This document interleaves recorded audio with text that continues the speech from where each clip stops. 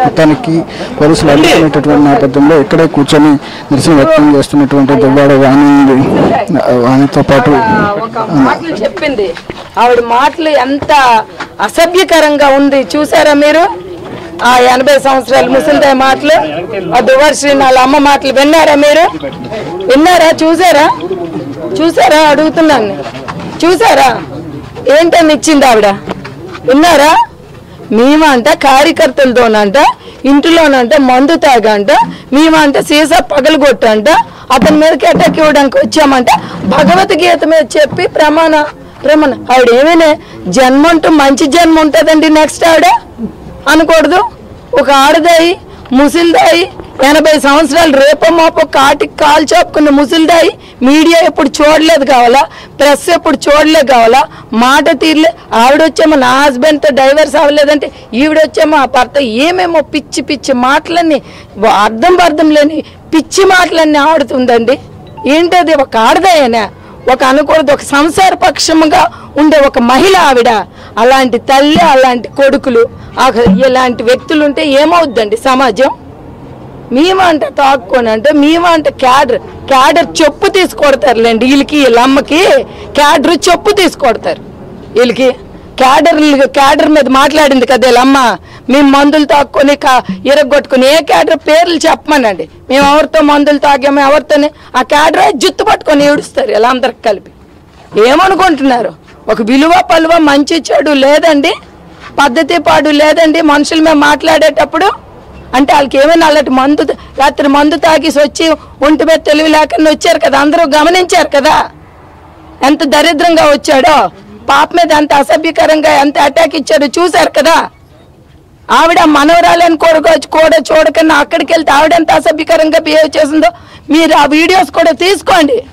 వాళ్ళకి మనుషులండి ఒక్కొక్క సమాజం నుండి వెలివేసి అలాంటి వ్యక్తుల్ని.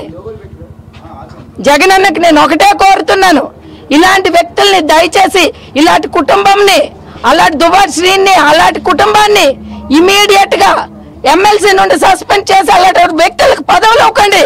నేను భార్యగా చెప్తున్నాను. నేను పార్టీ ఖచ్చితంగా దీని మీద ఆలోచించాలి. చాలా చెత్తగా బిహేవ్ చేస్తున్నారు. మేము ఎంత ఆలోచిస్తాం పార్టీ కోసం? మా మనోవేదన ఎందుకు పార్టీ ఆలోచించడం లేదు? మమ్మల్ని బయట పెట్టేసి ఎంత హీనంగా చూస్తున్నారు. కార్యకర్తల కోసం ఎంత వరస్ట్ గా మాట్లాడుతున్నారు. కార్యకర్తలు అంటే విలువ లేదు, కుటుంబం అంటే విలువ లేదు. ఇలాంటి వ్యక్తులకు పార్టీ టికెట్ ఇస్తే ఇక్కడ ఏమవుతుంది? పార్టీ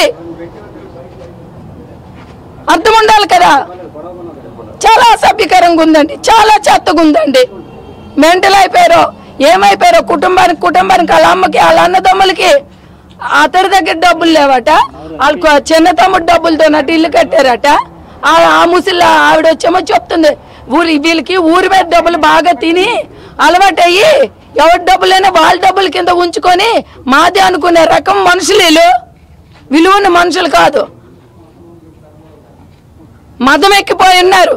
ఎన్నడెక్కనాడు గుర్రం ఎక్కినట్టు తినడానికి తిండి లేని వాళ్ళకి ఇలాంటి స్థానం వస్తే ఒళ్ళు మర్చిపోయి ఎలా బిహేవ్ చేయాలో తెలియని వ్యక్తులు ఇలాంటి వాళ్ళు. మదం ఎక్కిపోయి జగనన్నకి ఇదే చెప్తున్నాను, ఇంత నీచంగా ఇలాంటి వ్యక్తులకి దయచేసి పార్టీ నుండి సస్పెండ్ చేయాలని కోరుకుంటున్నాను. పార్టీ పరువు తీస్తున్నారు వీళ్ళు.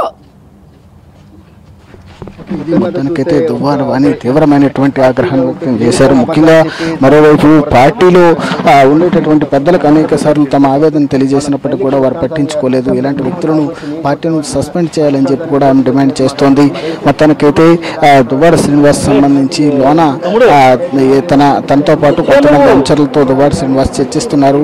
ఈ నేపథ్యంలో లోనకి వెళ్ళటానికి మరోసారి వాణితో పాటు ఆయన కుమార్తె ఇద్దరు కూడా ప్రయత్నం చేశారు. అయినప్పటికీ వాణిని పోలీసులు అడ్డుకునేటటువంటి ప్రయత్నం చేసినటువంటి నేపథ్యంలో గేట్ బయట ఏదైతే దువ్వాడ శ్రీనివాస్ ఉండేటటువంటి గది ఉందో ఆ గది బయట వాణి బైఠాయించినటువంటి పరిస్థితి కనబడుతోంది. మొత్తానికి మనం చూడవచ్చు దువ్వాడ శ్రీనివాస్ ఇంటి దగ్గర మరోసారి హైడ్రామా కొనసాగుతోంది, ఉద్రిక్తత కొనసాగుతోంది. ముందస్తుగానే భారీగా పోలీసులు కూడా మోహరించారు.